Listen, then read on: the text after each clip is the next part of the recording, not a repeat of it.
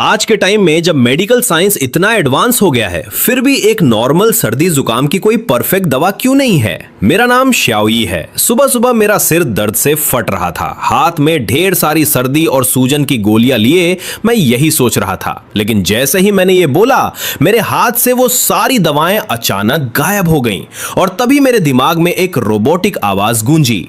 मालिक की इच्छा डिटेक्ट हो गई है। डीकंपोजिशन रिकंस्ट्रक्शन सिस्टम एक्टिवेट किया जा रहा है। सिस्टम ने मेरी उन नॉर्मल गोलियों को रिसाइकल किया और उन्हें रिकंस्ट्रक्ट करके मुझे सर्दी की 2 सुपर इफेक्टिव कैप्सूल्स दे दी। मैं तो एकदम ब्लैंक हो गया। क्या मुझे हेलुसिनेशन हो रहा है? पर जब मैंने हाथ में देखा तो वो 2 कैप्सूल सच में वहां थे। मेरी टैबलेट्स कैप्सूल में कैसे बदल गईं? मैंने ऑनलाइन नॉवेल्स में सिस्टम्स के बारे में बहुत पढ़ा था, पर मैंने सपने में भी नहीं सोचा था कि रियल लाइफ में मुझे कोई सिस्टम मिल जाएगा। तभी मेरी मॉम की चिल्लाने की आवाज आई, शाओई क्या टाइम पास कर रहा है? आज कॉलेज एंट्रेंस से पहले तेरा लास्ट प्रैक्टिस एग्जाम है। जल्दी दवा खा और स्कूल निकल। मुझे पता है तू किसी टॉप यूनिवर्सिटी में तो जाने से रहा, पर किसी नॉर्मल कॉलेज लायक तो मार्क्स ले आ।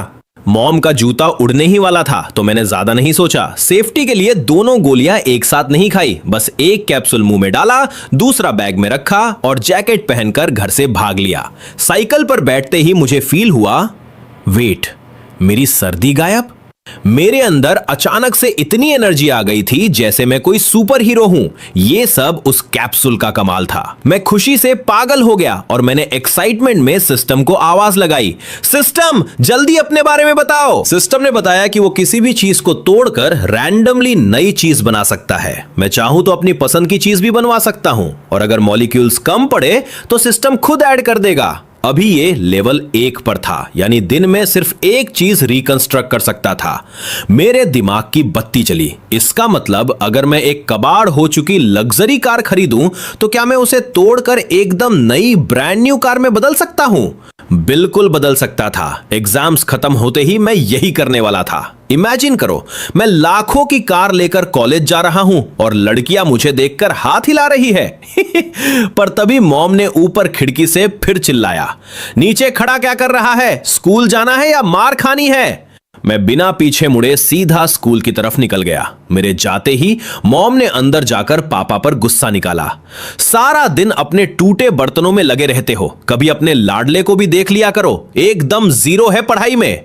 खैर, मैं हमेशा की तरह क्लास शुरू होने के एकदम एंड मोमेंट पर पहुंचा और पीछे अपनी फिक्स सीट पर बैठ गया। मेरे दोस्त ने मुझे देखकर कहा, भाई तुझे तो भयंकर सर्दी थी, आज तो मुझसे भी ज्यादा चार्ज्ड अप कैसे लग रहा है? इससे पहले मैं कुछ बोलता, हमारी खड़ूस क्लास टीचर पेपर्स का मोटा बंडल लेकर आ गई। सब रेडी हो जाओ, ये तुम्हारा लास्ट हाई स्कूल एग्जाम है, अपना बेस्ट देना। टीचर की वही पुरानी मोटिवेशनल स्पीच चालू थी।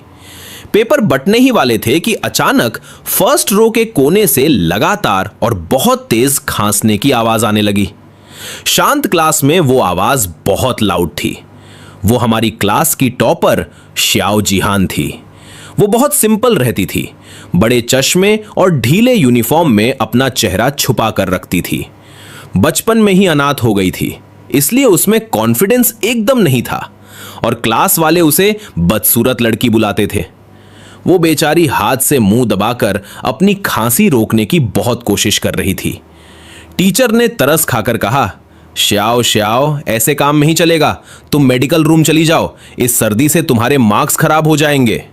उन्हें पता था कि वो खुद से कभी दवा नहीं खरीदेगी। तभी मैं अपनी लास्ट बेंच से खड़ा हुआ और एक दमदार आवाज में बोला, मैम, मेरे पास सर्दी की एक ऐसी सुपर दवा है जिससे खांसी तुरंत रुक जाएगी। शायद पहले इसे वो खा लेनी चाहिए। मेरी आवाज सुनते ही पूरी क्लास की नजरें एक साथ मुझ पर आकर टिक गईं। क्लास के सारे लड़के मुझे हैरानी से देख रहे थे, पर भाई मुझे किसी की परवाह नहीं थी। मैं सीधा खड़ा हुआ और एक चौड़ी मुस्कान के साथ क्लास की पहली बेंच की तरफ चल दिया।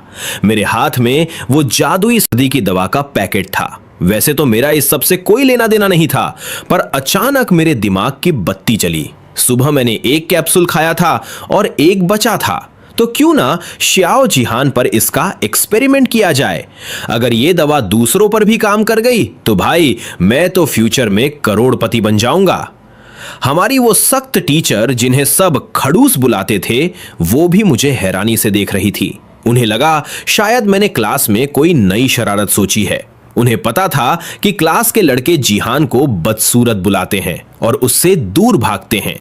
पूरी क्लास की घूरती हुई आंखों के बीच मैं बड़े आराम से जिहान के पास पहुंचा और पैकेट उसकी तरफ बढ़ा दिया।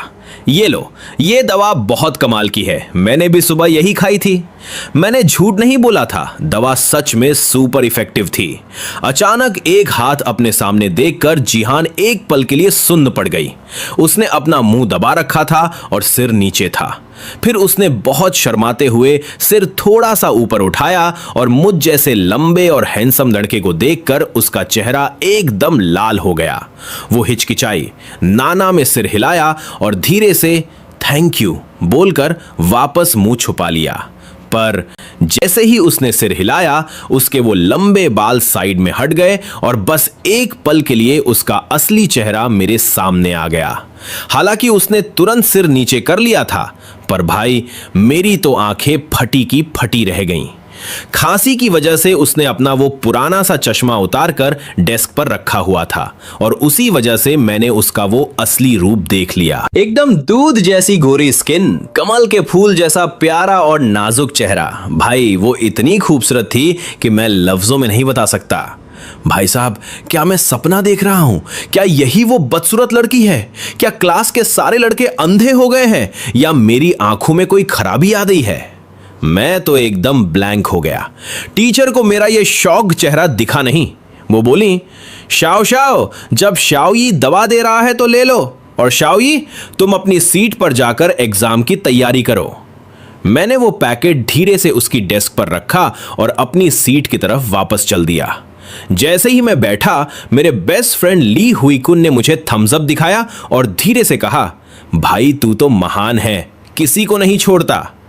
पर मेरा ध्यान उसकी बातों पर था ही नहीं। मेरे दिमाग में बस जिहान का वो चेहरा घूम रहा था। सच बताऊं तो स्कूल की सबसे सुंदर लड़की भी जिहान के सामने कुछ नहीं थी। मुझे पक्का यकीन था कि अगर वो ये ढीला यूनिफॉर्म उतारकर अच्छे कपड़े पहन ले तो वो बड़ी बड़ी हीरोइनों को फेल कर देगी। उधर जिहान ने चश्मा वापस पहना और थोड़ी देर सोचने के बाद मेरी दी हुई दवा खा ली। दवा खाते ही उसका दिमाग एकदम फ्रेश हो गया और गले की खराश तुरंत गायब। उसे लगा ये कोई बहुत महंगी और रेयर दवा होगी। इधर मेरी हालत खराब थी, अब मुझे उस पर पूरा हक जताना था। पर भाई एग्जाम शुरू हुए 10 मिनट बीत चुके थे और मैंने अपना नाम तक नहीं लिखा था।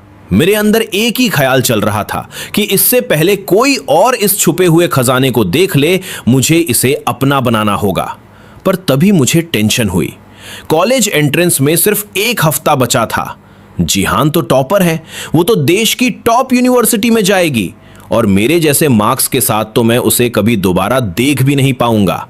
मैंने ठान लिया, नहीं, मुझे भी टॉप कॉलेज जाना होगा। मुझे गजब के मार्क्स लाने होंगे ताकि मैं भी उसी यूनिवर्सिटी में जाऊं। मैंने जोश में आकर पेपर देखा, पर भाई अगले ही पल मेरी हवा निकल गई। इंग्लिश के उस पेपर का हर एक अक्षर मुझे समझ आ रहा था, पर जोड़कर क्या मतलब बन रहा था ये मेरे पल्ले नहीं पड़ रहा था। तभी मेरी आंखें चमकी। अरे हां, मैं सिस्टम के बारे में कैसे भूल गया?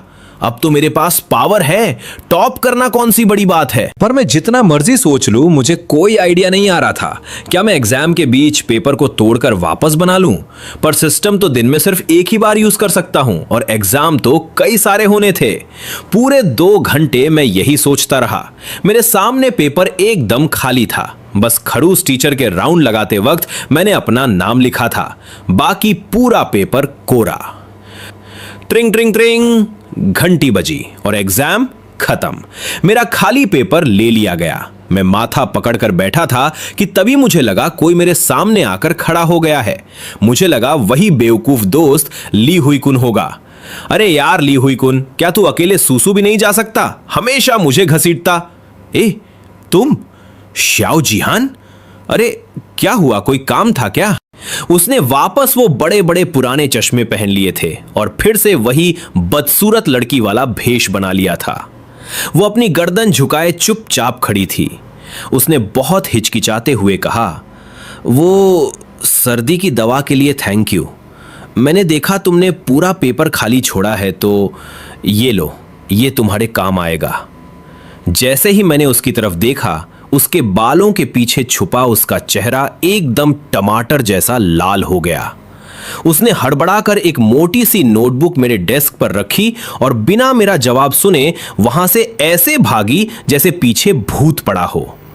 पूरी क्लास ये सब देखकर सन्न थी। कुछ लड़के तो उसे देखकर मुंह बना रहे थे, पर भाई मुझे तो पता था ना कि उस चश्मे के पीछे क्या अप्सरा छुपी है। मैंने वो नोटबुक उठाई। वो उसकी इंग्लिश की नोटबुक थी।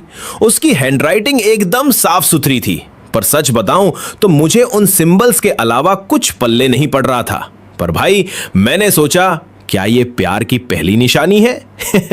खैर, दिन का एग्जाम खत्म हुआ और मेरा रिजल्ट, भाई लाइफ का सबसे घटिया। जैसे ही छुट्टी की घंटी बजी, सब अपना बैग पैक करने लगे। मैंने बड़ी सावधानी से उस नोटबुक को अपने बैग में रखा। मेरा दोस्त ली हुई कुन ये सब देखकर अपना सिर खुजलाने लगा। वो बोला, बॉस ये क्या सीन है? तू इस चश्मिश की नोटबुक को इतना संभाल के क्यों रख रहा है? मैंने उसे झाड़ते हुए कहा, अबे ओए, अब से तेरा भाई कड़ी मेहनत करेगा। जा जाकर ब्रांड गोल्ड पी, वरना मैं तो टॉप यूनिवर्सिटी निकल जाऊंगा और तू यही कबाड़ में रह जाएगा। अरे वेट, ब्रांड गोल्ड, मिल गया आइडिया। बोलते बोलते अचानक मेरे दिमाग की बत्ती चली। मैंने अपना बैग उठाया और बिना पीछे मुड़े सीधा स्कूल से बाहर भागा। पीछे से ली हुई कुन चिल्लाता रहा, पर मेरा ध्यान वहां था ही नहीं। मैं सीधा अपनी साइकिल उठाकर पास वाली फार्मेसी पर पहुंचा। मैंने दुकानदार से मेमोरी बूस्टर पिल्स का एक बॉक्स खरीदा और घर आ गया।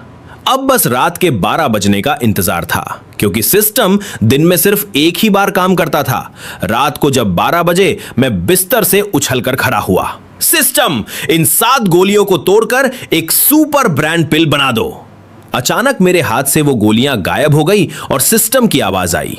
डीकंपोजिशन और रिकंस्ट्रक्शन शुरू। मालिक को मिलती है एक सुपर ब्रांड पिल। मेरे हाथ में एक छोटी सी नीली गोली आ गई। मैंने बिना सोचे उसे निगल लिया। पर भाई 5 मिनट हो गए, 10 मिनट हो गए, कुछ नहीं हुआ। मैंने चिढ़कर सिस्टम से पूछा तो उसने बताया कि दिमाग को ऑप्टिमाइज करने के लिए मुझे सोना पड़ेगा। अगली सुबह जब मॉम ने दरवाजा खटखटाया तो मैं उठा, पर इस बार कुछ अलग था। आमतौर पर सुबह उठते ही जो आलस और भारीपन होता था वो गायब था। मेरा दिमाग इतना साफ और तेज महसूस हो रहा था जैसे मैं पूरी दुनिया की नॉलेज एक बार में पढ़ सकता हूं। क्या यही था उस सुपर पिल का कमाल? मां के लगातार ताने सुन सुनकर मैं अब और टेस्ट नहीं झेल पाया। जल्दी जल्दी कुछ खाया और सीधा साइकिल उठाकर स्कूल के लिए निकल पड़ा। मुझे इस तरह प्रोएक्टिव देखकर मां को भी हैरानी हो गई। वो सोच रही थी कि आज मेरे अंदर क्या आ गया है। जब मैं क्लास में पहुंचा तो वहां सेल्फ स्टडी चल रही थी। क्लास के सारे बच्चे मुझे देखकर चौंक गए। आखिर मैं तो कभी सेल्फ स्टडी में आता ही नहीं था। अचानक आज मैं आ गया तो सबकी नजरें मुझ पर टिक गईं।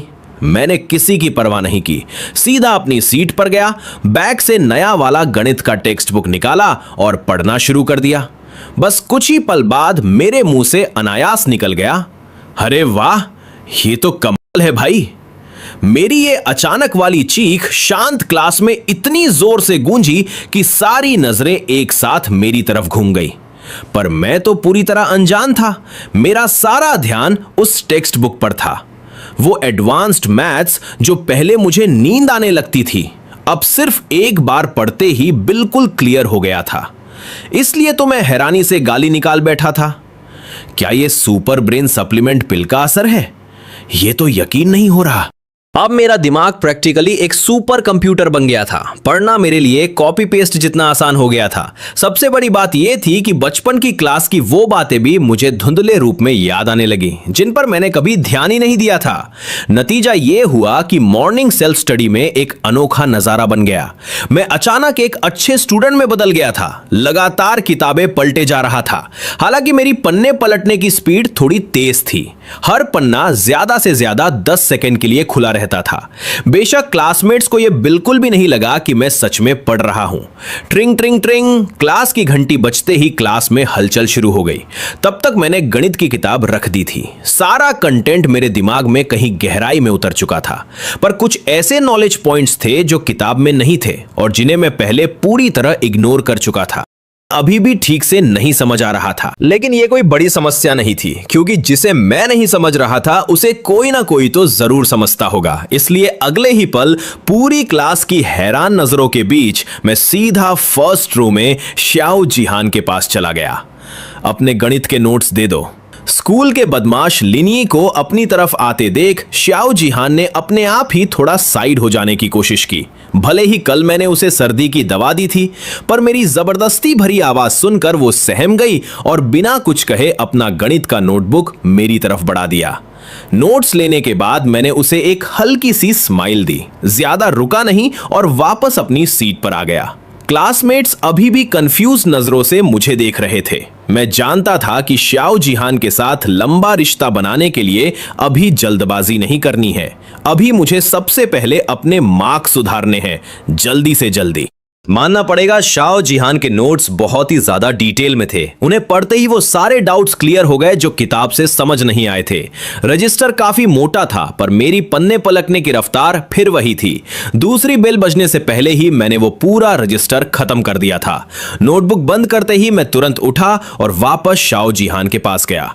उसके उलझन भरे चेहरे को देखते हुए मैंने नोटबुक उसकी टेबल पर रखी और कहा, ये लो, मैंने पढ़ लिया। बाकी सब्जेक्ट्स के नोट्स भी दे दो, मैं क्लास के बाद लौटा दूंगा। मेरी बात सुनकर श्याओ जिहान ने बस सिर हिला दिया, पर उसे रत्ती भर भी यकीन नहीं था कि कोई इतनी मोटी नोटबुक 5 मिनट में कैसे पढ़ सकता है।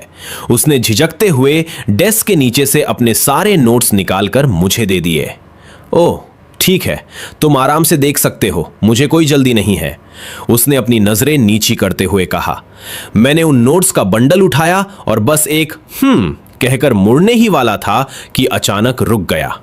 मैंने नीचे सिर झुकाए बैठी श्याओ जिहान की तरफ देखा और कहा, पेज नंबर 18 पर वर्टेक्स फॉर्म वाले फॉर्मूले में तुमने एक स्क्वायर छोड़ दिया है और पेज नंबर 31 पर वो a ग्रेटर देन 0 वाला साइन असल में लेस देन होना चाहिए था। इतनी छोटी गलतियां बताकर मैं वहां से सीधा अपनी सीट पर आ गया। श्याओ जिहान वहां सुन रह गई थी। कॉलेज एंट्रेंस एग्जाम में सिर्फ 4 दिन बचे थे और भले ही मेरा दिमाग अब सुपर फास्ट था, पर पिछला इतना सारा सिलेबस कवर करना अभी बाकी था। मुझे एक एक सेकंड का हिसाब रखना था। उधर मेरे जाते ही श्याओ जिहान ने तुरंत अपना रजिस्टर चेक किया। उसकी आंखें फैल गईं। लीन ही ने जो गलतियां बताई थीं, वो सच में वहां मौजूद थीं। वो दंग रह गई कि जो इंसान खुद क्लास में सबसे पीछे रहता है, उसने कुछ ही मिनटों में टॉपर की गलतियां कैसे पकड़ ली। क्या हुआ श्याओ जिहान? लीनी क्या कह रहा था? उसकी पार्टनर वांग लिंगलिंग ने हैरानी से पूछा। कुछ नहीं, वो बस मेरी गलतियां बता रहा था, श्याओ जिहान ने धीमी आवाज में कहा। क्या? वो और तुम्हारी गलतियां निकाले? वांग लिंगलिंग को अपनी कानों पर यकीन नहीं हुआ। यह तो ऐसा था जैसे कोई नौसिखिया उस्ताद को सिखा रहा हो, पर वो जानती थी कि श्याओ जिहान झूठ नहीं बोलती। उसने मुड़कर पीछे वाले कोने में मुझे देखा, जहां मैं सिर झुकाए पूरी एकाग्रता के साथ नोट्स के पन्ने पलट रहा था। वांग लिंगलिंग के दिमाग में बस एक ही सवाल घूम रहा था, क्या यह सच में पढ़ाई कर रहा है या कोई चमत्कार हो गया है? जैसे ही क्लास की बेल बजी, हमारी होम रूम टीचर, जिन्हें सब एक्सटिंक्शन शिताई कहते थे, हाथ में टेस्ट पेपर्स का बंडल लेकर क्लास में घुसी। उनके आते ही पूरे कमरे में ऐसा सन्नाटा छा गया कि सुई गिरने की आवाज भी सुनाई दे जाए। पर उस खामोशी के बीच एक अजीब सी आवाज आ रही थी, सर सर सर। सबकी नजरें क्लास की आखिरी बेंच पर टिकी थीं, जहां मैं बैठा था। मैं नोट्स के पन्ने इतनी तेजी से पलट रहा था कि मुझे टीचर के आने का पता ही नहीं चला। शिताई ने मुझे देखा और उनकी भौहें तन गईं।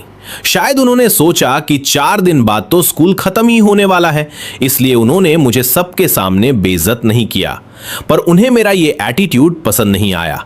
ऊपर से मैंने कल वाले टेस्ट में खाली पेपर जमा किया था, जिससे मेरा स्कोर 0 था। उन्होंने कड़क आवाज में कहा, लेनिए इधर आओ और ये टेस्ट पेपर्स बांटो। लेकिन भाई मैं तो अपनी ही धुन में था। मैंने उन्हें पूरी तरह इग्नोर कर दिया। पूरी क्लास में कानाफूसी शुरू हो गई। मेरा दोस्त ली हुई चुन तो मुझे छुपकर अंगूठा दिखा रहा था, जैसे कह रहा हो, भाई तू तो असली जिगर वाला निकला, शिताई से सीधा पंगा। शिताई का पारा 7वें आसमान पर पहुंच गया। उन्होंने धड़ाक से पेपर्स मेज पर पटके और शेरनी की तरह दहाड़ी, लेनी खड़े हो जाओ। उनकी इस लायन रोर से मैं बुरी तरह चौंक गया। मैंने ऊपर देखा तो शिताई का चेहरा गुस्से से लाल था। मुझे समझ नहीं आया कि मैंने क्या किया। मैं तो सोच रहा था कि कौन बेवकूफ है जो इन्हें उकसा रहा है, पर जब पूरी क्लास को मेरी तरफ देखते पाया तो समझ आया कि आज मेरी शामत आई है। शिताई ने इंग्लिश में मुझे डांटना शुरू कर दिया कि अब तो पेरेंट्स को बुलाना ही पड़ेगा। पहले मुझे उनकी इंग्लिश चिड़िया की भाषा लगती थी, पर आज पिल के असर से मेरा दिमाग उनकी हर एक ग्रामर मिस्टेक को पकड़ रहा था। मुझसे रहा नहीं गया और मैंने भी सहज भाव से फर्राटेदार इंग्लिश में जवाब दिया, टीचर आखिर बात क्या है? मैं यहां मेहनत से पढ़ रहा हूं, कोई गड़बड़ तो नहीं कर रहा। जैसे ही मेरे मुंह से वो फ्लुएंट इंग्लिश निकली, क्लास में सन्नाटा दुगना हो गया। सबको लगा कि क्या ये वही लीनी है जो हमेशा क्लास में लास्ट आता था। शिताई भी हक्की बक्की रह गई। जब उन्होंने फिर से मुझे इंग्लिश में डांटने की कोशिश की तो मैंने बीच में ही टोकते हुए उनकी गलती सुधार दी। मैम, आपके सेंटेंस में थोड़ी गलती है, इसे ऐसे बोला जाना चाहिए। शिताई की बोलती बंद हो गई। उन्होंने इंग्लिश छोड़कर चाइनीज में पूछा, क्या तुमने अभी मुझसे इंग्लिश में बात की? पूरी क्लास मुझे ऐसे देख रही थी जैसे मैं कोई दूसरे ग्रह का प्राणी हूं। मेरा दोस्त ली तो अपना सिर पकड़कर बैठ गया। उसे लगा कि मैंने उसे धोखा दिया है। हम दोनों ने साथ मिलकर कसम खाई थी कि हम कभी विदेशी भाषा नहीं सीखेंगे, पर यहां तो मैं लेवल 8 की इंग्लिश बोल रहा था। शिताई ने खुद को संभाला और मेरा वो खाली टेस्ट पेपर निकालकर टेबल पर रखा। उन्होंने चुनौती देते हुए कहा, ठीक है, अगर तू इतना ही होशियार है तो ये पेपर अभी मेरे सामने दोबारा सॉल्व कर। मुझे लगा कि ये मेरा पढ़ने का कीमती वक्त बर्बाद कर रही है, पर चारा क्या था। मैं स्टेज की तरफ बढ़ा। वक्त बचाने के चक्कर में मैं अपनी सीट पर वापस नहीं गया। जैसे ही मैं स्टेज के पास पहुंचा, पास में ही शाओ जिहान बैठी थी। मैंने बिना कुछ सोचे उसके हाथ से उसका पेन झपट लिया और कहा, जरा उधार देना। शाओ जिहान तो जैसे पत्थर की बन गई। वो अपने पेन को मेरी उंगलियों में और फिर मेरे मुंह में दबे हुए उसके ढक्कन को देख रही थी। उसे इस बात का दुख नहीं था कि मैंने पेन लिया, बल्कि इस बात का था कि मैंने पेन के ढक्कन को दांतों से दबा लिया था। मैंने बिना वक्त गवाए उसकी डेस्क पर ही झुककर धड़ाधड़ आंसर लिखने शुरू कर दिए। पिल का जादू अब पेपर पर उतरने वाला था। क्लासरूम में उस वक्त अजीब सी शांति थी। बस कागजों पर पेन चलने की खुरच खुरच सुनाई दे रही थी। तभी खट, मैंने पेन मेज पर रखा और एक लंबी सांस ली। चेहरे पर एक संतोष भरी मुस्कान थी। मैंने वो टेस्ट पेपर हवा में लहराया और अपनी शौक में डूबी टीचर की तरफ बढ़ाते हुए कहा, लीजिए ओल्ड टीचर, मेरा काम हो गया। मैम ने जैसे ही पेपर हाथ में लिया, उन्हें अपनी आंखों पर यकीन नहीं हुआ। सिर्फ 5 मिनट!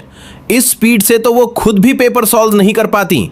उन्हें लगा होगा कि शायद मैंने कुछ भी लिख दिया है, पर जैसे जैसे उनकी नजरें आंसर पर पड़ी, उनके पसीने छूटने लगे।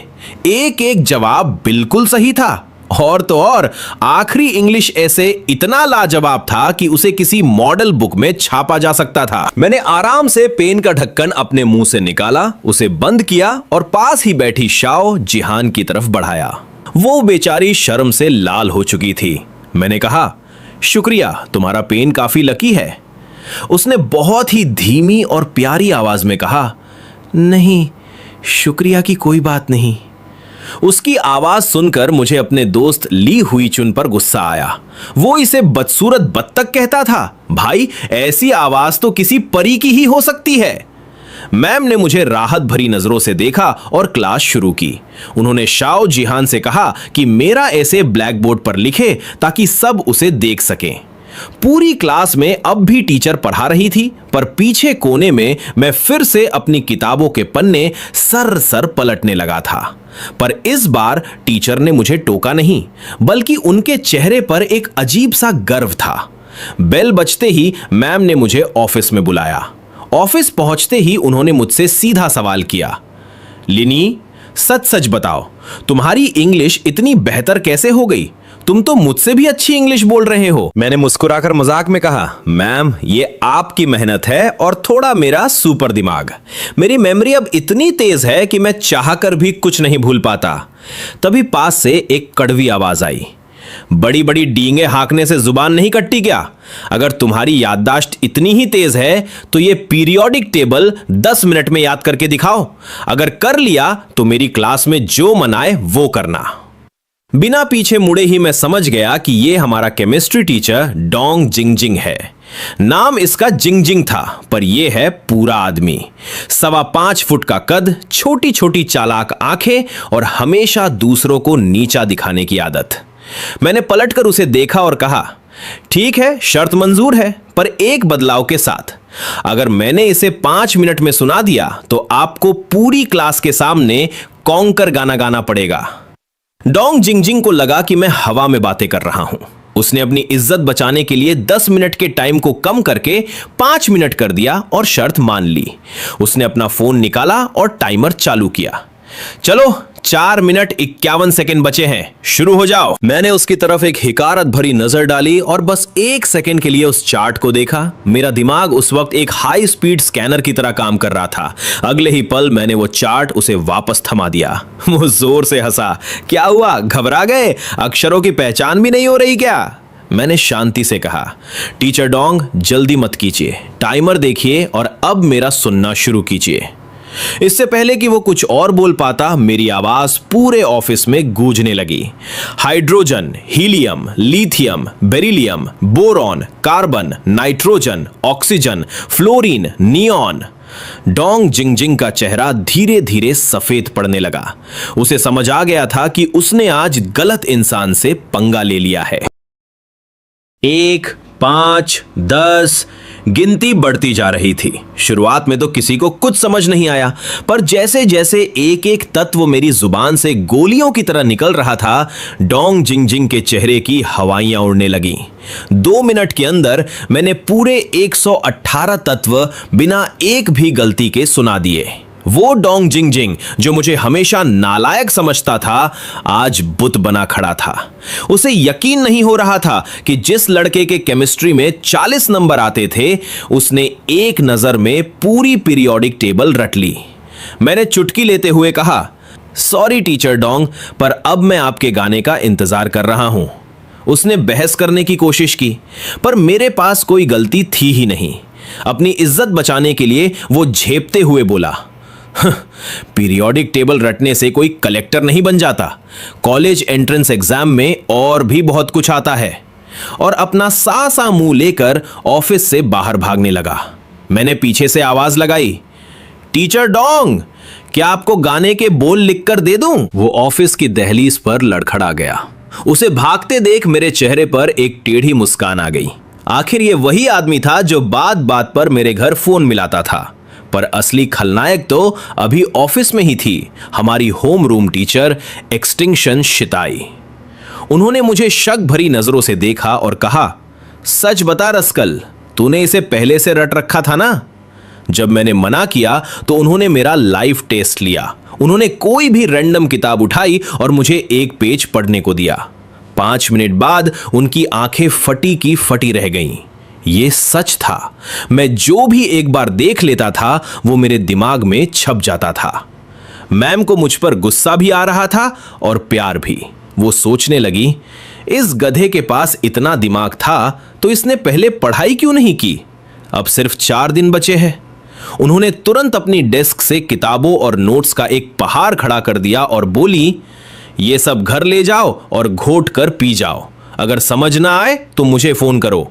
इन 4 दिनों में तुम्हें सोना नहीं है, बस पढ़ना है, वरना मैं तुम्हें फेल करके अगले साल फिर यहीं बैठा दूंगी। बेल बजी और मैं किताबों का ढेर लेकर क्लास में पहुंचा। डोंग जिंगजिंग वहां पहले से मौजूद थे। उन्होंने मुझे इग्नोर करने की कोशिश की, पर मैं कहां मानने वाला था। मैंने मुस्कुराकर कहा, टीचर डोंग, मर्द की जुबान की कीमत होती है। डोंग जिंगजिंग ने मन ही मन मुझे 100 गालियां दी होंगी, पर पूरी क्लास के सामने मुस्कुराकर बोले, बच्चों, 4 दिन बाद आपका एग्जाम है। मैं चाहता हूं कि आप इस एग्जाम को कॉन्कर कर लें, इसलिए आज मैं आपके लिए एक गाना गाऊंगा। I was conquered by you like this. पूरी क्लास झूम रही थी, पर मैं जानता था कि यह उनकी मजबूरी थी। खैर, मैंने ज्यादा जोर नहीं दिया। मेरे पास पढ़ने के लिए बहुत कुछ था। उधर ऑफिस में मैम ने मेरी मम्मी को फोन लगा दिया। मेरी माँ जो काम में बिजी थी, टीचर की तारीफें सुनकर सन्न रह गई। उन्हें लगा वो कोई सपना देख रही हैं। उन्होंने तुरंत पापा को फोन किया। अजी सुनते हो, टीचर का फोन आया था। हमारा बेटा कोई कांड नहीं कर रहा, बल्कि वो तो उसकी तारीफों के पुल बांध रही थी। दिन बीत गया। मैंने एक ही दिन में हाई स्कूल का आधा सिलेबस खत्म कर लिया था। जब मैं घर पहुंचा तो मम्मी पापा अभी काम से नहीं लौटे थे। मैंने सोचा चलो आज उनके लिए खाना मैं ही बनाता हूं। जैसे ही मैंने किताबें कॉफी टेबल पर रखी, मेरी नजर वहां रखे एक छोटे से बक्से पर पड़ी। उसमें मिट्टी और चीनी मिट्टी के टूटे फूटे टुकड़े भरे थे। ये मेरे पापा का शौक था। उन्हें पुरानी चीजें और प्राचीन अवशेष इकट्ठा करना पसंद था, पर पैसे की कमी की वजह से वो असली कीमती चीजें नहीं खरीद सकते थे। इसलिए वो बाजार से 2-4 रुपए में ये टूटे हुए टुकड़े ले आते थे। पहले मुझे इन चीजों में कोई दिलचस्पी नहीं थी, पर आज जैसे ही मैंने उन टुकड़ों को देखा, मेरी आंखें चमक उठीं। मेरे पास डिसेंबली और रिकंस्ट्रक्शन सिस्टम था। इसका मतलब था कि मैं इन टूटे हुए टुकड़ों को जोड़कर फिर से असली और कीमती बना सकता था। मैंने मन ही मन सोचा, अरे भाई ये तो सीधा सीधा पैसा छापने की मशीन है। टेबल पर रखे उन टूटे हुए टुकड़ों को देखते हुए मेरा दिमाग तेजी से दौड़ने लगा। क्या मैं इन बिखरे हुए हिस्सों को डीकंस्ट्रक्ट करके फिर से एक बेशकीमती एंटीक पीस बना सकता हूं? आज की दुनिया में एंटीक का कारोबार इतना गहरा है कि असली चीज मिलना करोड़ों में एक जैसा है। हाँ, टूटे हुए टुकड़ों का इस्तेमाल जालसाजी के लिए जरूर होता है, पर ये छोटे मोटे टुकड़े तो पापा ने कबाड़ के दाम पर खरीदे थे, इतने सस्ते कि कोई इनकी नकल बनाने की जहमत भी ना उठाए। मैंने डिब्बे में हाथ डालकर टुकड़ों को टटोला और मेरी खुशी का ठिकाना नहीं रहा। पापा ने भले ही कबाड़ चुना था, पर उनकी पसंद लाजवाब थी।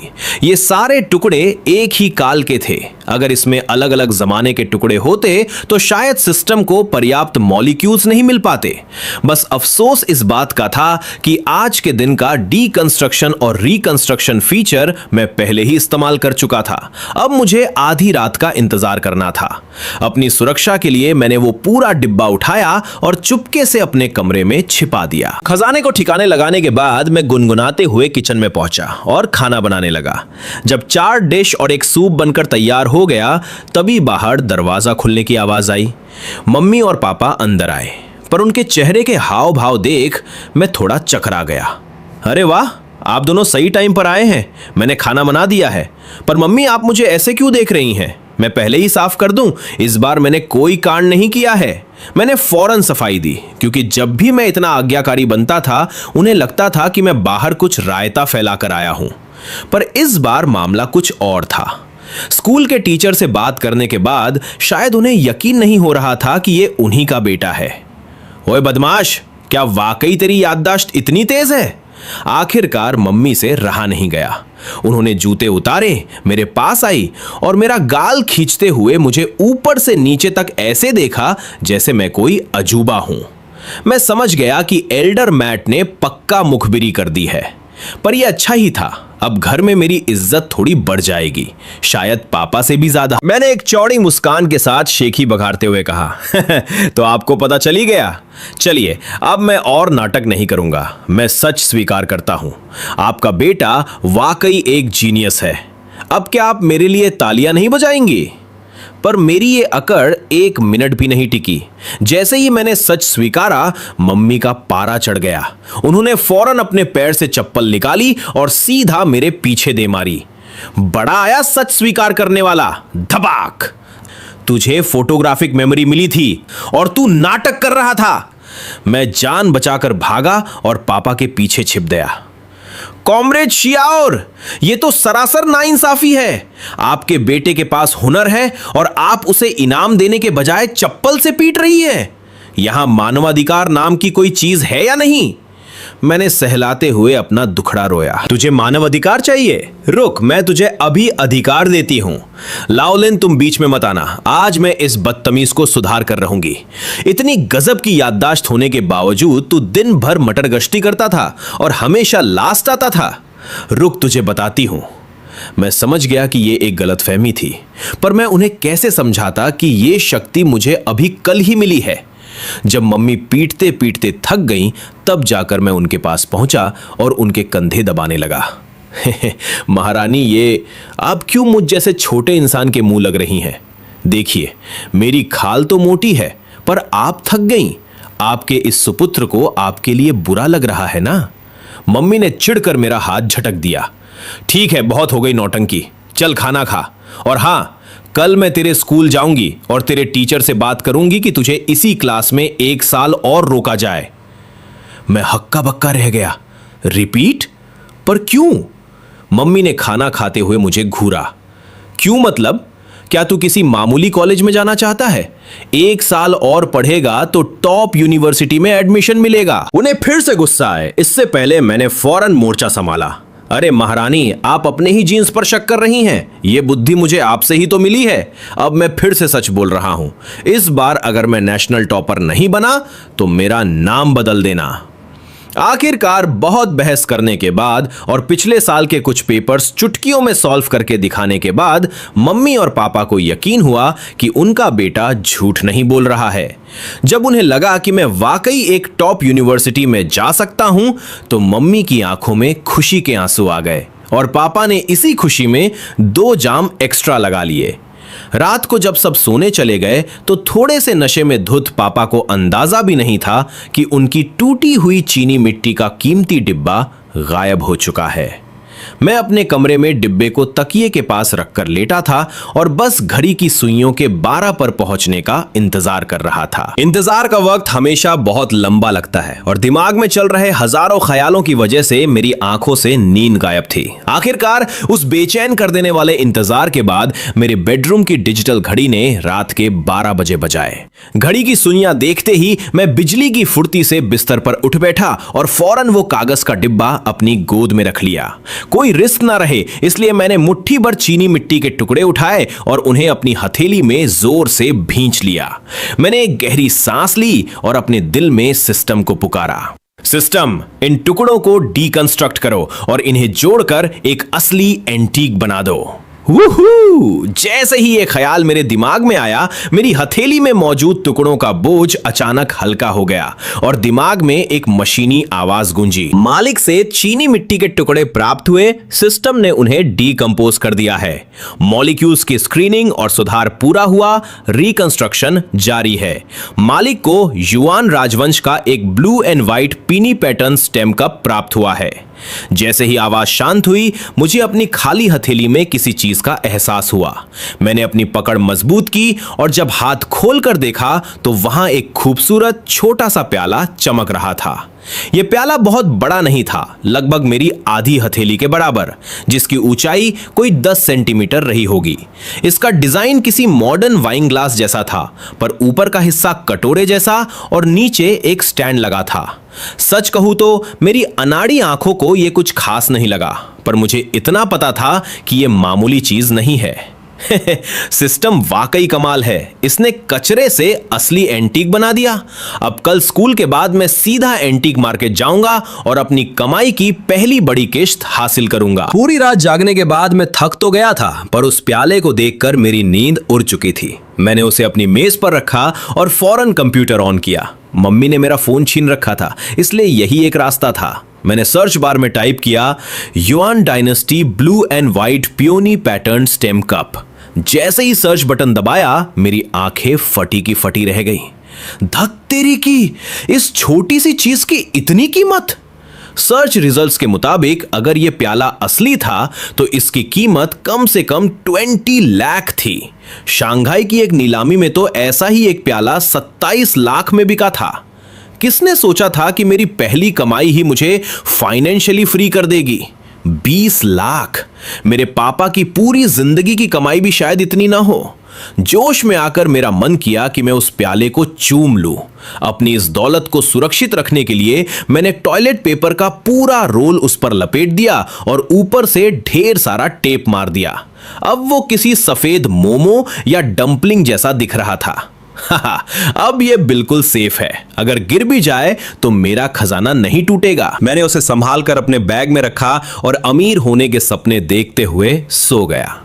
अगली सुबह उठते ही मैंने सबसे पहले अपने बैग में उस सफेद डंपलिंग को चेक किया। जब तसल्ली हो गई तो मैं अपनी साइकिल लेकर खुशी खुशी स्कूल की तरफ निकला। मैं खुद को बार बार समझा रहा था, शांत लिनिये शांत, अब तू सिस्टम वाला बंदा है, इतने से पैसों पर इतना एक्साइटेड नहीं होते, शांत। तभी अचानक पीछे से एक जोरदार हॉर्न की आवाज आई जिसने मुझे हिला कर रख दिया। पा पा पा। मैंने मुड़कर देखा कि सड़क के किनारे होने के बावजूद पीछे वाली गाड़ी का ड्राइवर पागल हुआ जा रहा था। एक पुरानी काली पोर्श केएन मेरे पीछे खड़ी थी। गाड़ी का शीशा नीचे हुआ और एक चिपचिपे बालों वाला घमंडी अधेड़ उम्र का आदमी मुझ पर चिल्लाया, ओए साइकिल वाले लड़के, क्या ये सड़क तेरे बाप की है? सुनाई नहीं दे रहा कि पीछे गाड़ी आ रही है? हट साइड में। अगर मेरी गाड़ी पर एक खरोच भी आई तो तुझे बेचकर भी उसकी भरपाई नहीं होगी। उसकी बदतमीजी देख मेरी भवें तन गई। यह संजी था जो हमारी ही कॉलोनी में रहता था। उसकी बीवी लियू मेई मेरी मम्मी की सहकर्मी थी और दोनों में जरा भी नहीं बनती थी। सुना था कि यह किसी कंपनी में ऊंचे पद पर पहुंच गया है, तब से इसके पैर जमीन पर नहीं पड़ते। जैसे ही उसने मेरा चेहरा देखा वो थोड़ा चौंका और फिर उसी अकड़ में बोला, ओ तो ये लिन परिवार का लड़का है। क्यों बे, सुना है तेरे ग्रेड्स बहुत खराब हैं। एग्जाम के बाद क्या करने का इरादा है? कहीं मजदूरी? अगर काम चाहिए तो मेरी कंपनी में आ जाना। दूसरों को मैं 1500 देता हूं, तुझे 1800 दे दूंगा। क्या कहता है? मुझे उसकी बात सुनकर हंसी आ रही थी। जिस बंदे के बैग में 25 to 30 लाख का कीमती एंटीक रखा हो, उसे ये आदमी 1800 रुपए की नौकरी का लालच दे रहा था। पता नहीं लियू मे को ये बात कहां से पता चली थी कि मैं अक्सर एग्जाम में आखिरी नंबर पर आता हूं। लगता था जैसे उसे अपनी ऊंची हैसियत दिखाने का बड़ा शौक था। वो अक्सर मम्मी से कहती थी, अगर लड़का पढ़ाई के लायक नहीं है तो उसे स्कूल भेजना बंद कर दो, उसका पति मेरे लिए कोई नौकरी वोकरी लगवा देगा। अपनी औलाद को डांटना एक बात होती है, लेकिन कोई दूसरा आकर उसे निकम्मा कहे, यह बिल्कुल अलग बात है। स्वाभाविक था, मम्मी को उसकी बातें बिल्कुल पसंद नहीं आती थी और अब तो हद ही हो गई। आज उसके पति ने भी मुझे देखते ही वही बात छेड़ दी। ये सोचकर ही लिनी के अंदर हल्की झुंझलाहट उठ गई, लेकिन ऐसे गवार लोगों से बहस करना उसे अपनी ही नादानी लगा। मैंने होठों पर हल्की मुस्कान लाई और आराम से बोला, ओ तो ये अंकल पोते हैं। ऑफर के लिए धन्यवाद अंकल पोते। अगर कॉलेज में एडमिशन नहीं मिला तो सबसे पहले आपको ही ढूंढूंगा। अभी मुझे स्कूल जाना है तो चलता हूं। इतना कहकर मैंने उसकी तरफ दोबारा देखा तक नहीं और साइकिल के पेडल जोर से मार दिए। पीछे खड़ा संजी मुझे दूर जाते हुए देख रहा था। उसने बनावटी अंदाज में लंबी सांस ली और सिर हिलाते हुए बोला, हाय ये लड़का तो मिट्टी का ढेला है जिससे कुछ बन ही नहीं सकता। अरे वाह मैनेजर सन, ये आपकी बड़ी वाली पोर्श है क्या? कितने की होगी? कुछ लाख की तो होगी ही। सच में बड़े अफसरों की बात ही अलग होती है। उसी समय पास से एक पड़ोसी की आवाज आई। संजी तो पहले ही कार की खिड़की बंद करने वाला था, लेकिन जैसे ही उसने तारीफ सुनी उसके चेहरे पर तुरंत घमंडी मुस्कान फैल गई। उसने हाथ हिलाते हुए बनावटी सादगी से कहा, अरे बस ऐसे ही गुजारा चल रहा है। सेकेंड हैंड कार है, ज्यादा महंगी नहीं, बस 50 से थोड़ी ऊपर होगी। कंपनी में काम है, अब चलता हूं, लाओ वांग।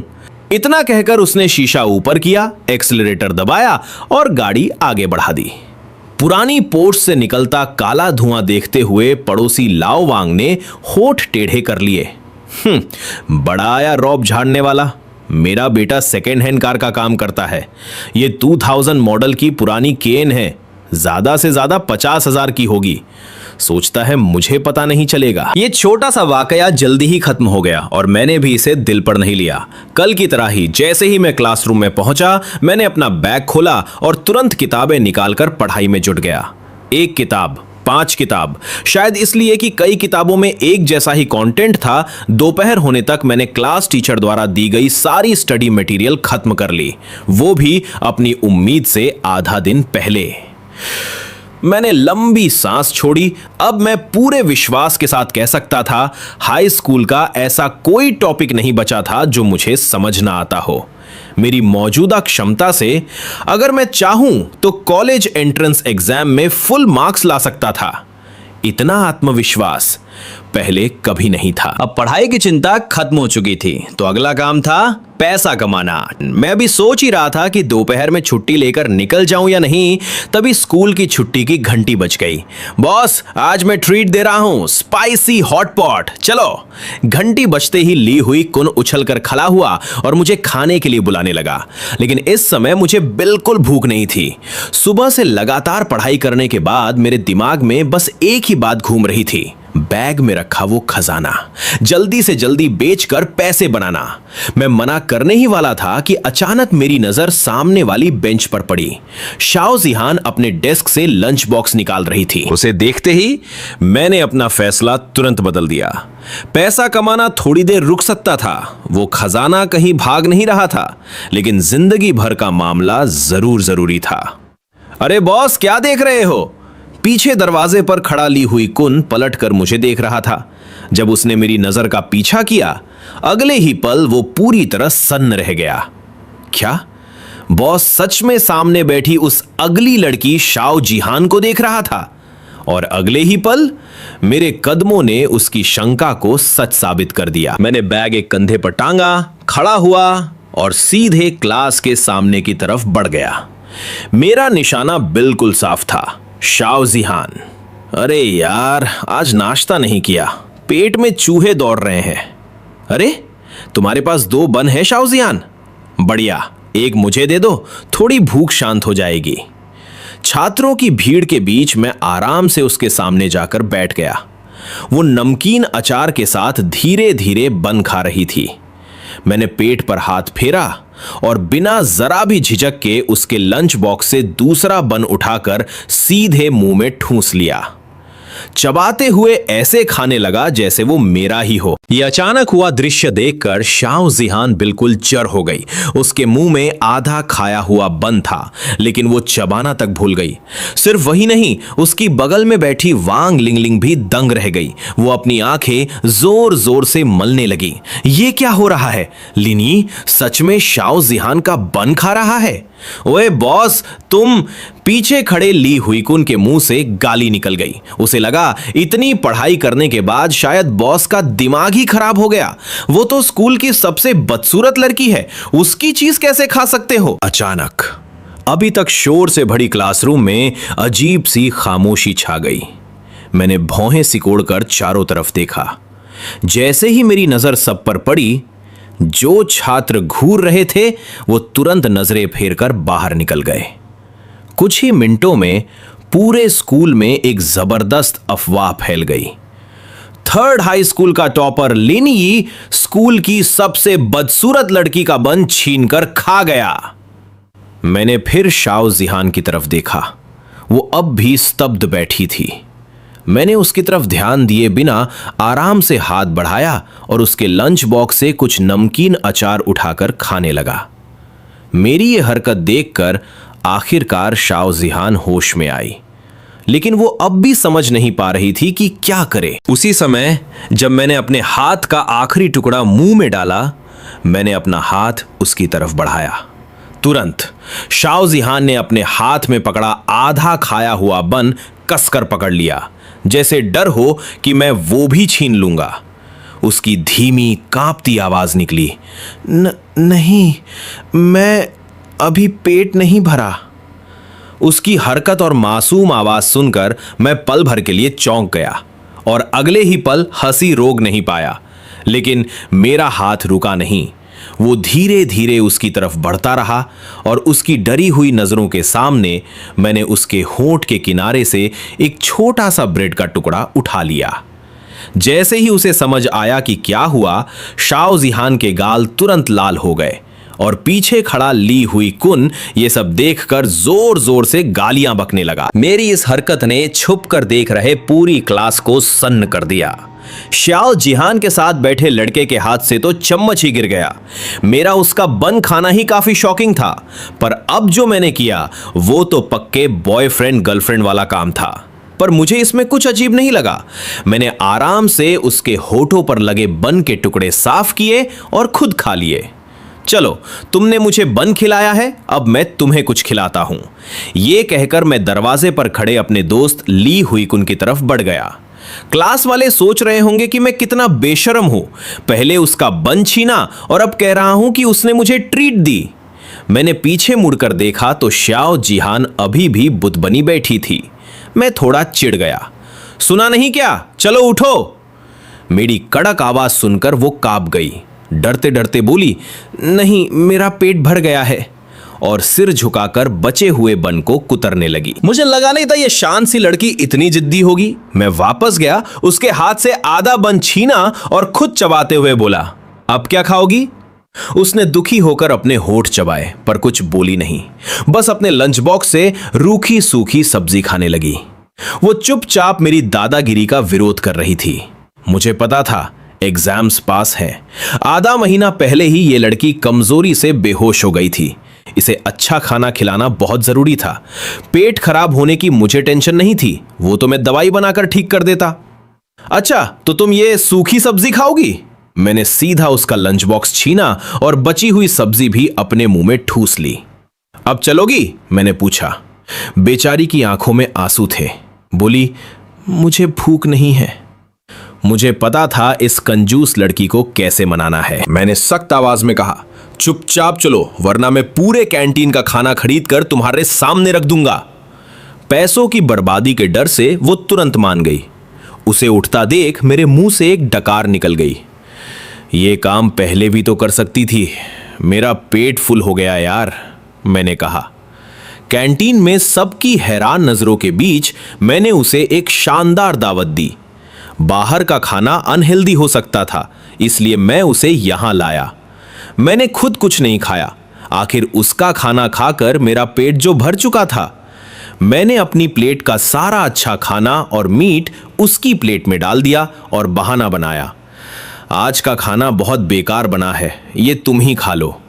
उसका चेहरा लाल हो गया था, पर वो खाना बर्बाद नहीं कर सकती थी, इसलिए चुपचाप सिर झुकाकर खाने लगी। मेरा दोस्त ली हुई कुन, अरे वो अकेला खाने चला गया था। अपनी इस पहली डेट पर मैं उसे कबाब में हड्डी थोड़ी बनने देता। लंच खत्म हुआ। कैंटीन से बाहर निकलते हुए मैंने कहा, तुमने बन खिलाया, मैंने लंच कराया, हिसाब बराबर। मुझे दोपहर में काम है, तुम खुद क्लास चली जाना। मैं बिना उसका जवाब सुने अपनी साइकिल की तरफ चल दिया। मुझे नहीं पता था कि वो पीछे से मुझे जाते हुए देख रही थी। उसके दिल की धड़कनें तेज थीं और उसने धीरे से कहा था, तो क्या तुम दोपहर की क्लास में नहीं आओगे? मैं तुम्हारे नोट्स बना दूंगी। पर मैं काफी दूर जा चुका था, मुझे कुछ सुनाई नहीं दिया। उसे अच्छा खाना खाते देख मेरा मूड बहुत मस्त था। मैं अपनी साइकिल पर पुराने बाजार की तरफ जा रहा था और खुशी से गाना गुनगुना रहा था, हम आम लोग आज बहुत खुश हैं। मैं पहले भी पापा के साथ एंटीक मार्केट आ चुका था, लेकिन हम बस बाहर ठेले ही देखते थे। मैं कभी किसी बड़ी दुकान में नहीं गया क्योंकि वहां मेरे काम के सस्ते चीनी मिट्टी के टुकड़े नहीं मिलते थे। पर आज बात अलग थी। मैंने अपनी साइकिल सीधे इस मार्केट की सबसे बड़ी दुकान जुआन रुई स्टूडियो के सामने खड़ी की। आखिर मेरे बैग में जो खजाना था उसकी कीमत पूरे 27 लाख थी। बाहर के छोटे ठेले वाले इसे खरीद ही नहीं सकते थे। जैसे ही मैं अंदर गया मैं हैरान रह गया। मैंने खुद से कहा, क्या यह सच में एंटीक की दुकान है? अंदर सब कुछ सोने की तरह चमक रहा था। यह किसी पुरानी चीजों की दुकान से ज्यादा ज्वेलरी शॉप लग रही थी। तभी भारी मेकअप किए हुए एक सेल्स वूमन मेरे पास आई और नकली सी मुस्कान के साथ बोली, हेलो सर, मैं आपकी क्या मदद कर सकती हूं? मुझे एक बच्चा समझकर उसका इंटरेस्ट थोड़ा कम हो गया था, क्योंकि यहां सबसे सस्ती चीज भी हजारों की होती है। उसे लगा नहीं था कि मैं कुछ खरीदूंगा। फिर भी मैंने सीधे काम की बात पूछी, क्या आप लोग यहां पुरानी चीजें खरीदते भी हैं? उसने मुस्कुराते हुए कहा, हाँ हम खरीदते हैं, लेकिन हमारी दुकान बहुत बड़ी है, तो अगर आपकी चीज एकदम खास नहीं हुई तो हम उसे नहीं लेंगे। मैंने भी पूरे कॉन्फिडेंस से कहा, टेंशन मत लो, मेरी चीज कोई मामूली चीज नहीं है, मुझे अपने मैनेजर या चेक करने वाले से मिलवाओ। यह कहकर मैं आगे बढ़ गया और वो मेरे पीछे पीछे आ गई। अभी हम कुछ कदम ही चले थे कि सामने से एक मोटा आदमी चमड़े का बैग टांगे आ रहा था। उसे देखकर मैं चौंक गया। क्या इत्तेफाक था। सेल्स वुमन ने उसे देखकर कहा, हेलो प्रेसिडेंट सुन, क्या आप बाहर जा रहे हैं? ये मोटा आदमी और कोई नहीं बल्कि सुनजी था, मेरी माँ की कलीग का घमंडी पति, जो मुझे आज सुबह ही मिला था। उसने एटीट्यूड में सिर हिलाया और मेरी तरफ देखा तक नहीं। मुझे लगा चलो अच्छा है इसने मुझे नहीं देखा, पर तभी वो रुका और सेल्स वुमन से कुछ कहने के लिए पीछे मुड़ा। तभी उसकी नजर मुझ पर पड़ी। अरे लिन, तुम यहां क्या कर रहे हो? मुझे ना चाहते हुए भी उसे हेलो बोलना पड़ा। सेल्स वुमन ने हैरान होकर बताया, सर ये लड़का हमें कुछ बेचना चाहता है।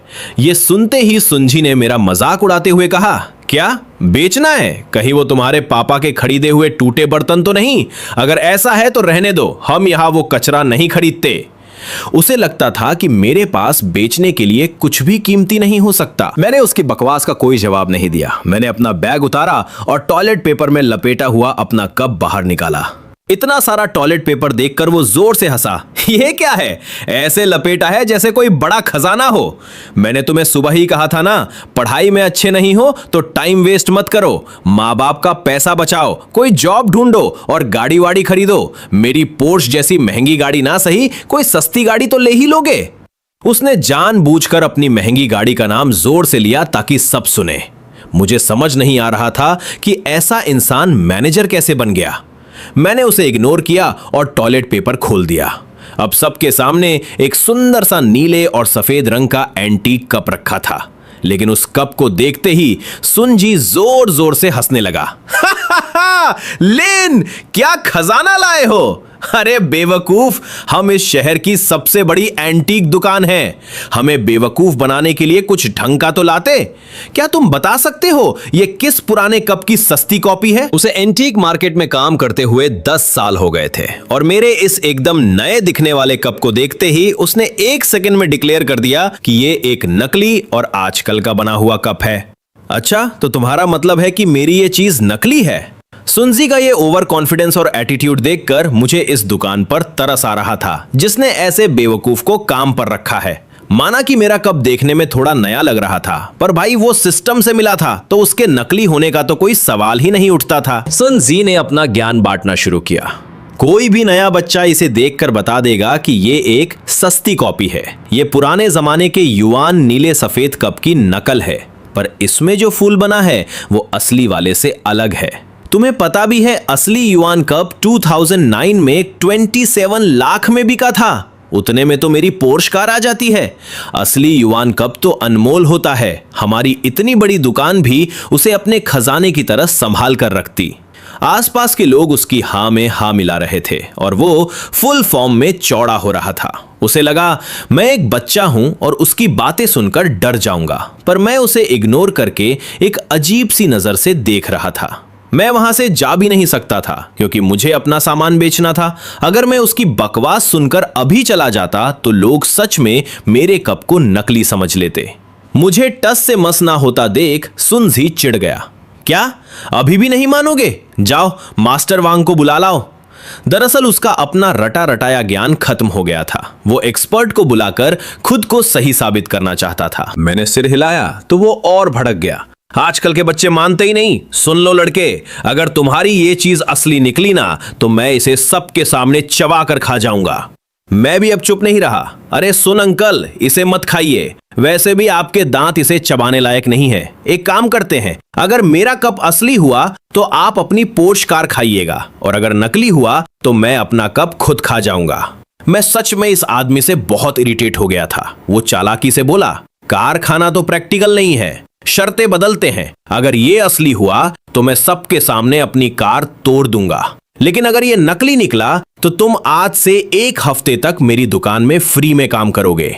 बाकी लोगों को लग रहा था कि वो मुझे सुधारने के लिए काम सिखा रहा है, पर मुझे उसकी चालाकी पता थी। 1 हफ्ते काम करने का मतलब था कि मेरे कॉलेज के एंट्रेंस एग्जाम्स छूट जाते। वो मेरी जिंदगी बर्बाद करना चाहता था, पर मुझे अपने सिस्टम पर पूरा भरोसा था। इसलिए मैंने बिना सोचे कहा, मंजूर है, सब सुन लो। बस हारने के बाद प्रेसिडेंट सुन अपनी बात से पीछे ना हट जाएं। मेरी बात सुनकर उसने छाती ठोक कर कहा कि जो अपनी बात से पलटेगा वो सबसे बड़ा डरपोक। तभी वो सेल्स वुमन एक छोटे से बुजुर्ग आदमी को लेकर वहां आई। उन्हें देखते ही सबने झुककर नमस्ते किया। वो एंटीक मार्केट के बहुत बड़े एक्सपर्ट मास्टर वांग थे। उनकी चेक की हुई चीज कभी गलत नहीं होती थी। अभी तक हवा में उड़ने वाले सुनजी की भी आवाज एकदम नरम हो गई। मास्टर वांग, ये लड़का 1 युआन कप लाया है, जरा चेक कर लीजिए। युआन कप का नाम सुनते ही मास्टर वांग की आंखें चमक उठीं। क्या सच में? जल्दी दिखाओ बेटा। उनकी एक्साइटमेंट देखकर मैंने जैसे ही कप उनके हाथ में देना चाहा, उन्होंने झट से अपने हाथ पीछे कर लिए। नहीं बेटा, एंटीक चीजों को कभी ऐसे हाथ में नहीं देते, इसे टेबल पर रख दो। मैंने हंसकर उनकी बात मानी और कप टेबल पर रख दिया। उन्होंने तुरंत अपनी जेब से सफेद ग्लव्स निकाले, उन्हें पहना और एक छोटा सा मैग्नीफाइंग ग्लास लेकर मेरे कप को बहुत ही ध्यान से चेक करने लगे। ये कप कुछ अजीब लग रहा है। जैसे ही मास्टर वांग ने कप उठाया, उन्होंने थोड़ा कंफ्यूज होकर कहा। ये सुनते ही सुनजी की खुशी का ठिकाना नहीं रहा। उसे लगा, वाह, इसका मतलब ये चीज सच में नकली है। उसने चैन की सांस ली। वो मन ही मन सोच रहा था, अगर इस लड़के का कप असली निकल जाता तो मुझे सबके सामने अपनी गाड़ी तोड़नी पड़ती। वैसे तो मेरी वो खटारा गाड़ी सिर्फ 40,000 की है और उसमें हमेशा कोई ना कोई खराबी रहती है, पर मेरी बेइज्जती तो बहुत बड़ी हो जाती ना। अब सुनजी खुश था कि उसे अपनी गाड़ी नहीं तोड़नी पड़ेगी। उसे पक्का यकीन था कि मुझ जैसे मामूली लड़के के पास इतनी महंगी एंटीक चीज हो ही नहीं सकती। पर तभी मास्टर वांग की अगली बात ने उसके होश उड़ा दिए। क्या चमत्कार है, सच में एक चमत्कार। मैंने सपने में भी नहीं सोचा था कि इतने सालों पुराना युआन कप इतने परफेक्ट कंडीशन में मिलेगा। यह तो किसी नेशनल ट्रेजर से कम नहीं है। लगभग 10 मिनट तक ध्यान से चेक करने के बाद मास्टर वांग के हाथ कांप रहे थे और उनका चेहरा खुशी से चमक रहा था। बेटा, तुम्हारी ये चीज बिल्कुल असली है। सच कहूं तो मैंने अपनी पूरी जिंदगी में इतने अच्छे से रखा हुआ युआन कप पहली बार देखा है। मुझे उनके इस जवाब से कोई हैरानी नहीं हुई, क्योंकि आखिर वो कप सिस्टम से जो मिला था। हे गाइस, मुझे पता है कि वीडियो आने में थोड़ा वक्त लग गया और वीडियो भी छोटा है, जिसके लिए मैं आपसे माफी चाहता हूं। इसके पीछे एक छोटा सा टेक्निकल रीजन है। अभी मैं फ्री एआई टूल्स यूज कर रहा हूं जिनमें क्रेडिट्स की लिमिट होती है, इसलिए वीडियो ज्यादा लंबा नहीं बन पाता। अगर आपको ये सीरीज और मेरा काम सच में अच्छा लग रहा है तो आप मुझे फाइनेंशियली सपोर्ट करने के बारे में सोच सकते हैं। आप मुझे आसानी से सपोर्ट कर सकें, इसके लिए मैंने अपनी यूपीआई डिटेल्स कॉमेंट सेक्शन में पिन कर दी है। आपके सपोर्ट से मैं एआई का प्रीमियम सब्सक्रिप्शन ले सकूंगा और आपके लिए बिना किसी देरी के लंबे और बेहतरीन वीडियोस ला सकूंगा। थैंक यू सो मच आपके प्यार और सपोर्ट के लिए।